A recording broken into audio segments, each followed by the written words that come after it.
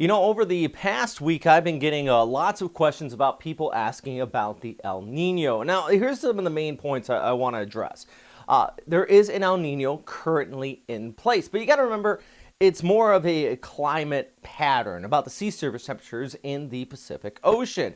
It's not a big storm coming to get you. One of the number one questions I've been getting is people saying, when will the El Nino arrive? As if it's just this load of moisture.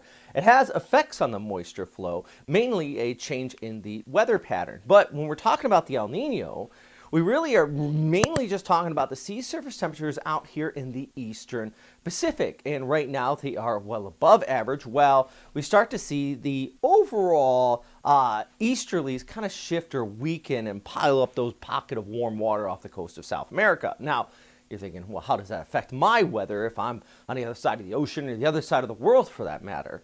And it changes just the global circulations here. And for the Western Pacific, it kind of changes the placement of the Westpacwx and overall the flow of tropical systems in that monsoon.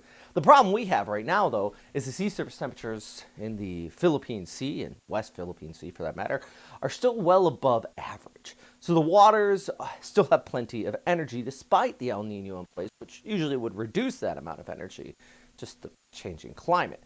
So if we're talking about the month of July out here for the Philippines, this is from Bagasa, still expecting that above average rainfall thanks to that extra monsoonal flow assisted by that change in the pattern from the El Nino for places like climate region 1 here. So basically the west coast of the Philippines. That's where the heaviest of the rain is going to be. Now we could see maybe a little bit below normal, about normal for parts of Mindanao for the month of July as the ITCZ shifts further towards the north, which, by the way, the Intertropical Convergence Zone, I'm going to make a separate update breaking down what that is too, because I know a few of you have been asking about that.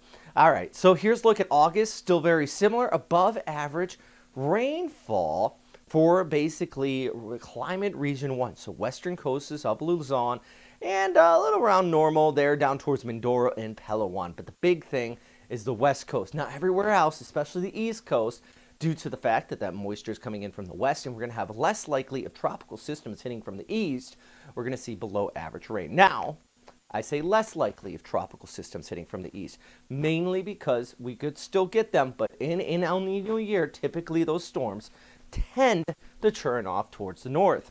All right, I do want to quickly touch on some photos some of you have sent in as well. That was from Francis. This is from Keys, which, by the way, absolutely awesome shot of what is a windmill in Mindoro. I mean, that is some pretty cool stuff. It's like a Dutch windmill out there. I appreciate it when you guys share these absolutely fantastic images with us here at Western Pacific Weather. So thank you very much.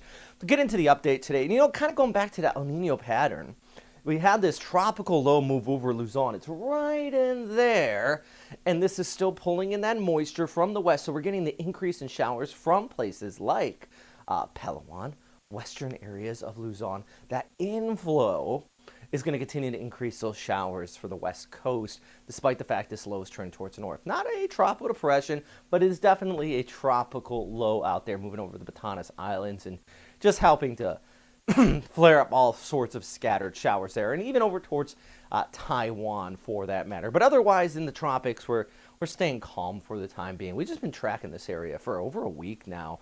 Was Invest 92, kind of turning 93, pulled towards the north, bringing those showers here on our Monday across Luzon. Now as it moves towards the north, heading into Tuesday, over towards Wednesday, Thursday, let's turn that screen. You can see that river of moisture, that enhanced monsoonal flow, which is common during El Nino years, setting up. And that's going to bring increased showers to places like Taiwan and the northwestern coast of Luzon. Remember, this all ties back together with the El Nino pattern and just these overall tropical influences. So when you say, hey, is the El Nino arriving? This is already what we're seeing. Hour by hour in places like Manila, just thanks to that river of moisture, it's not just going to be those isolated afternoon showers, but we're going to see on and off showers throughout the day here as we go ahead through our Tuesday and even over towards Wednesday as well. And then we just kind of take a look and zoom in on this moisture flow that I am talking about here. So yeah, that's a quick look at our forecast out here across the Western Pacific today. If you have any questions or anything like that, please, of course, as always, let me know. And the big thing, number one thing, is, of course, stay safe out there, friends.